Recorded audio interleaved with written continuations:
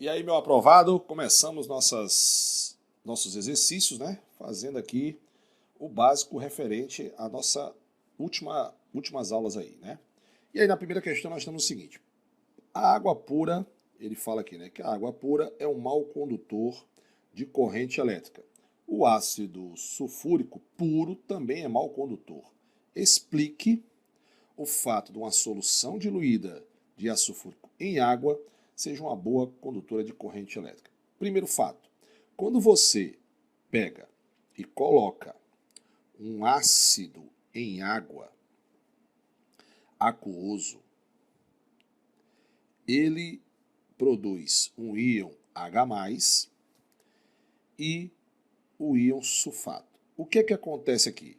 Eu vou, para fazer o balanceamento, eu tenho 2 hidrogênios, vou botar um 2 aqui e um 2 aqui. O que acontece é o seguinte: essa solução diluída de ácido sulfúrico em água, ela é uma boa condutora de corrente elétrica, primeiro porque ela forma íons. Então, eu tenho aqui os íons formados. O ácido puro, ele não conduz a corrente elétrica, mas em água ele produz porque ele forma íons. Você precisa de elétrons livres para que você conduza a corrente elétrica, certo? Já a nossa querida água destilada, seria água pura, ela é a união do íon H+ com o íon H-, ou seja, ela sofre ionização, mas é muito pouco. A formação desses íons, que a gente vai estudar lá em equilíbrio iônico, ela é muito pouco. A ionização da água, que a gente chama, que tem um símbolozinho de grau, né? O grau de ionização da água, ele é muito baixo. Se eu não me engano, a cada 555 milhões de moléculas de água, apenas uma consegue ionizar. O que é ionizar, Sandrão? Formar esses íons aqui. Então, quando você bota o ácido em água, qualquer ácido em água, o que vai acontecer é o seguinte: como a molécula de água ela é muito polar, a polaridade dela é muito alta, a ionização dela forma íons com pouca quantidade, o que acontece é que a molécula de água acaba atraindo, assediando a molécula de hidrogênio, que está misturado com ela, né? E assim acaba rompendo justamente a ligação entre o hidrogênio e o sulfato. Você sabe muito bem que para eu produzir íons, né? Desculpa, para eu conduzir a corrente elétrica, eu tenho que produzir íons, beleza? E assim o ácido consegue conduzir a corrente elétrica. Bacana? Espero que tenha sido claro nessa primeira questão aí. Então, vamos para a próxima. Segunda questão. A temperatura ambiente, o cloreto de sódio é um sólido e o cloreto de hidrogênio, HCl, é um gás. Essas duas substâncias, porém, podem ser líquidas em temperaturas adequadas. Ok. Por que, no estado líquido, o Na é um bom condutor de corrente elétrica, enquanto no estado sólido não é? Então vamos lá. Porque o HCl ele é um bom condutor de corrente elétrica quando no estado líquido. Quando você tem o HCl no estado líquido, você forma íons, ou seja, quando você pega o NaCl, que entre eles é uma ligação iônica, então quando você quebrar aqui, você vai quebrar uma ligação iônica. Você vai formar íons Na+ e Cl-. Então, para você conduzir a corrente elétrica, você precisa formar polos. E acabei criando agora um polo negativo, um polo positivo e um polo negativo. Lembrando, quando ele está em água. Então, eu já respondi, inclusive, a segunda pergunta. Por que ele, no estado sólido, não conduz a corrente elétrica? Porque no estado sólido, o NaCl está no que chamamos de retículo. Assista a aula de Sandrão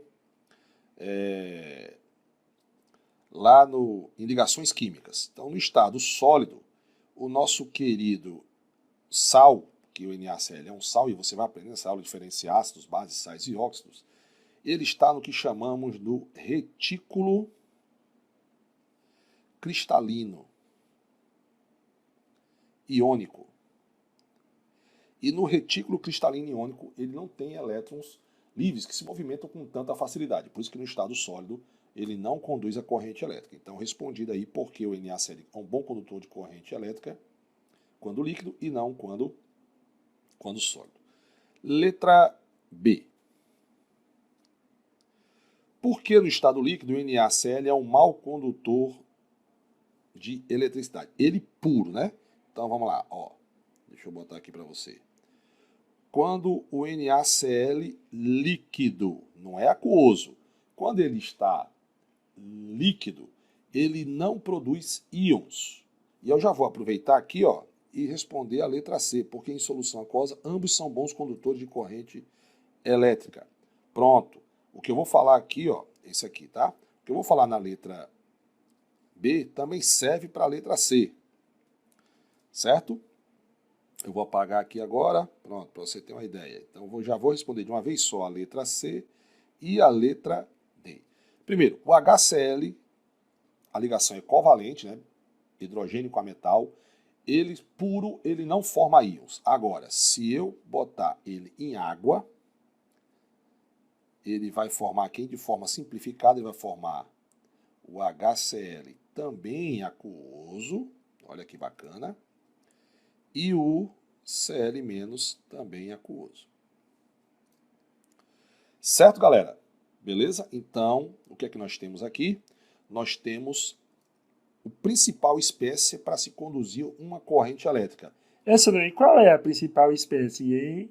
A principal espécie, meu fera, é que eu acabei de produzir íons. Então eu tenho íons, então eu tenho uma boa condução de corrente elétrica. Já o nosso querido sal de cozinha é a mesma coisa. O nosso sal de cozinha, como ele no estado sólido, os elétrons não estão livres, quando você coloca ele em água, ele vai produzir íons, beleza? Vale bem falar o seguinte, o NaCl, tanto no estado aquoso, quanto no estado líquido, aí é diferente. No estado líquido, ele forma também íons, certo? Então, olha só, o ácido, como a ligação entre os carinhas aqui, hidrogênio e cloro, é ligação covalente, ele não conduz a corrente elétrica quando líquido, mas aquoso sim em água, porque a água é muito polar e ela acaba conseguindo separar esses cátions e os ânions. A mesma coisa ocorre na ligação iônica, mas como a ligação iônica é um tipo diferente de ligação da covalente, a covalente eles compartilham o elétron, a ligação iônica um dá e o outro recebe. E aí você tem a formação de íons, mesmo no estado líquido. Bacana, meu fera? Beleza? Vamos para a próxima. Terceira questão. Alguns compostos, quando solubilizados em água, geram em solução aquosa. Deixa eu mudar a corzinha aqui. Conduzem a corrente elétrica. Dos compostos nós temos. Então vamos lá. Para conduzir a corrente elétrica, eu tenho que ter íons. Bacana? Então vamos lá. Esse cara é um sal de cozinha. Então ele forma o íon Na... Sal de cozinha não, desculpa, é um sal. E o NH4 menos 2. Então observe que ele formou íons. Então o 1 está certo. Se o 1 está certo, então eu já elimino esse cara aqui que diz que apenas é o sexto. Já ambos os dois, um e o outro, como diz Matuto, esses dois aqui, o O2 e a sacarose, eles são compostos moleculares. Em água, eles não formam íons, então eles não conduzem a corrente elétrica. Então é fácil você diferenciar. Se você tem ligação iônica, que é o caso, por exemplo, eu tenho aqui um metal ligado a um ametais. Então você tem ligação iônica, então ele vai formar íons em água. Agora, os outros. Aqui, ó, eu tenho um metal ligado a um não metal. Então, meu amigo, metal ligado a um metal forma íons. Então, por exemplo, nitrato de potássio vai formar o cátion potássio e o ânion NO3, que é um nitrato. Beleza? A mesma coisa acontece aqui com o nosso querido sal cloreto. Beleza? Então, 4 e 6 também são. Agora, por que esse carinha aqui, Sandrão, do meio, eu ia apagar e acabei riscando.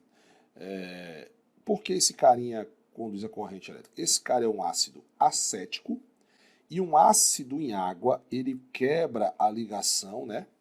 A grande polaridade da água, já falei isso para você. E ao quebrar essa ligação, eu consigo formar íons. Ele ioniza os ácidos, ionizam íons H+.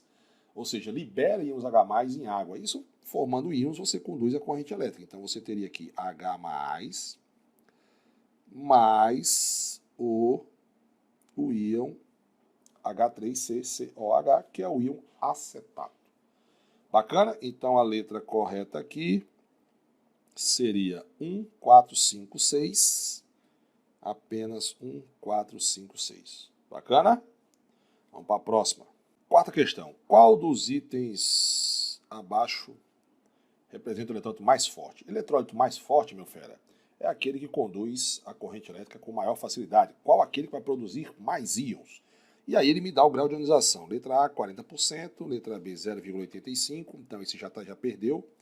Quanto maior, agora presta atenção, observação do tio Sandrão, quanto maior for o grau de ionização, mais forte é o eletrodozinho aí. Então, quanto maior, preste atenção, quanto maior for esse cara, mais forte vai ser. Por isso que o ganho. Na verdade, aqui, faltou um sinal de igual aqui, ó, cara. Certo? Letra C. Vamos responder a letra C. Tem 40 moléculas dissociadas a cada 200. Então, é um cálculo bem fácil. Você vai fazer o seguinte, ó. Você vai pegar a cada 200? Ah, então tá. Então, vou fazer aqui, ó. 200 moléculas, eu coloquei 200 moléculas em água, vamos supor, tá certo?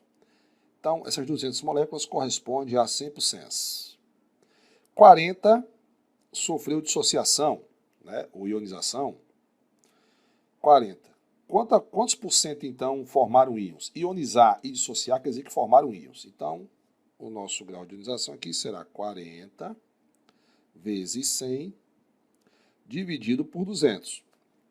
Eu vou lá, corto esse 0 com esse 0, esse com 0. Quanto é 40 dividido por 2? 40 dividido por 2 dá 20%. Já perdeu também para os 40 lá em cima.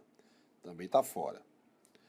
3/4. O que é 3/4 de 100? Letra D, né? Então, 3/4, letra D.